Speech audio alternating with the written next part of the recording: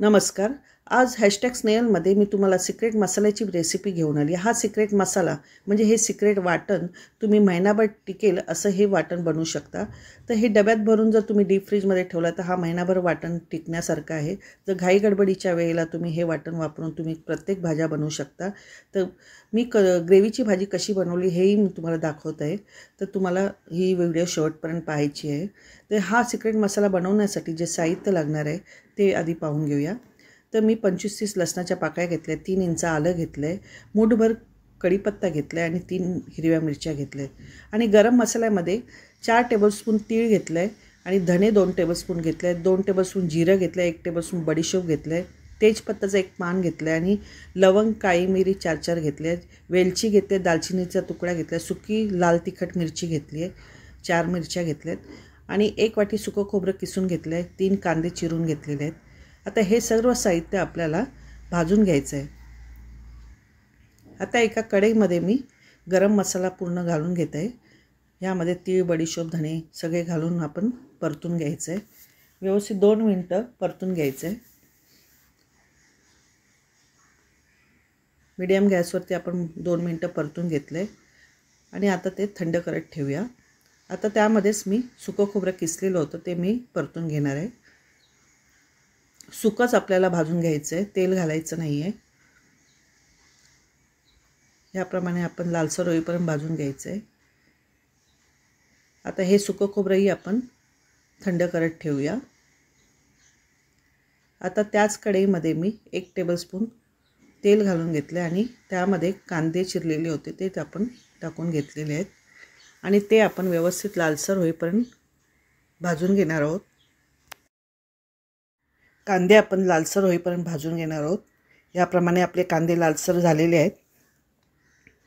आता त्यामध्येच आपण आलं, लसूण, हिरवी मिरची आणि कढीपत्ता घालून घेणार आहोत आणि तेही आपण लालसर होईपर्यंत भाजून घ्यायचं आहे. मीडियम गॅसवरतीच आपल्याला हे सर्व साहित्य भाजून घ्यायचं आहे. आता हेही आपण थंड करत ठेवूया. आता थंड झाल्यानंतर आपण हे वाटण आपण थंड करत ठेवूया.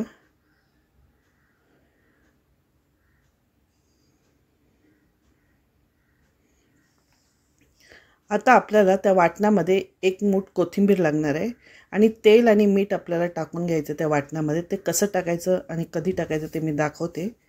तर आता आपण पहिल्यांदा मिक्सरच्या भांड्यामध्ये सर्व वाटण वाटून घेऊया. आता मी गरम मसाला आणि सुकं खोबऱ्याचं पहिल्यांदा वाटण लावून घेते. याप्रमाणे आपलं वाटण तयार झालेलं आहे, बारीक वाटून घेतलेलं आहे.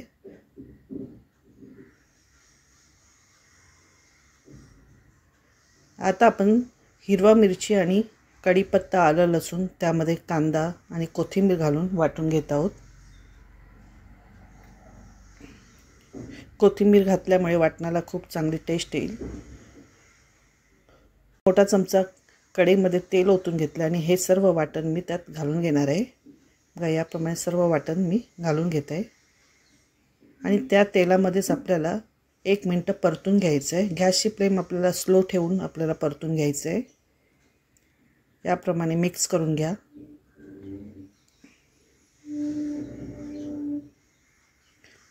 आता ह्या वाटणाला कलर येण्यासाठी आपल्याला काश्मीरी मिरचीची पावडर याच्यामध्ये 1 टेबलस्पून घालून घ्या आणि 1 चमचाच आपल्याला पाणी घालायचं आहे, कारण आपले मसाला जळू नये म्हणून आपण 1 चमचाच फक्त पाणी घातलेलं आहे आणि व्यवस्थित मिक्स करून घ्यायचं आहे.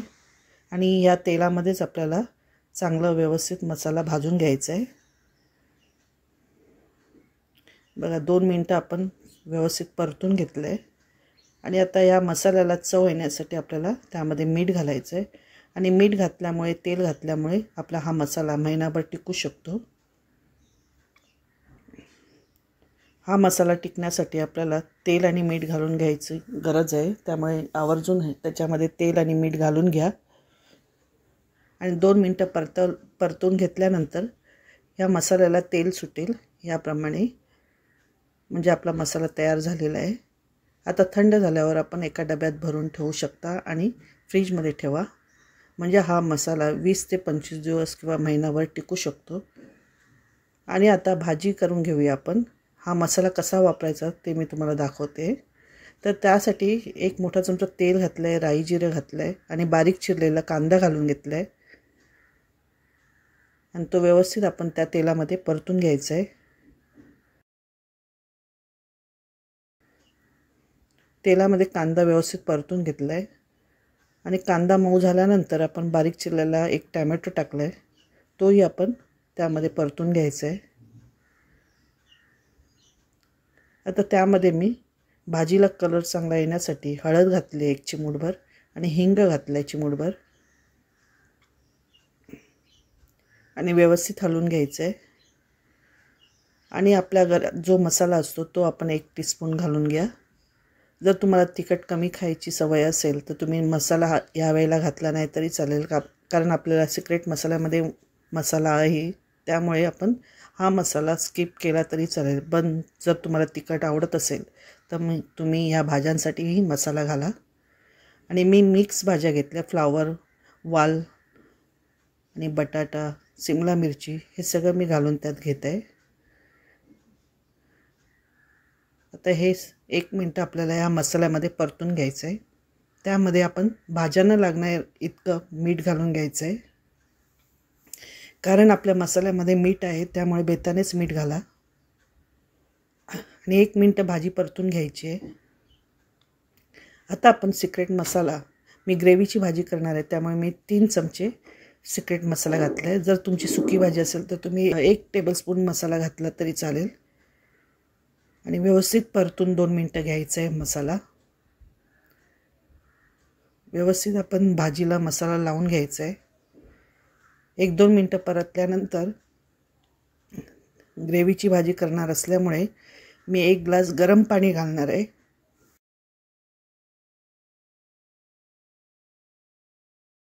त्याने भाजीची चव बदलणार नाही. याप्रमाणे वाफवून भाजी निघालेली आहे. आता आपण त्यामध्ये 1 ग्लास गरम पाणी घालणार आहोत. जर तुम्हाला सुकी भाजी करायची असेल तर तुम्ही पाणी नाही घातलं तरी चालेल, पण मला ग्रेव्हीची भाजी करायची आहे त्यामुळे मी 1 ग्लास गरम पाणी घातलेलं आहे.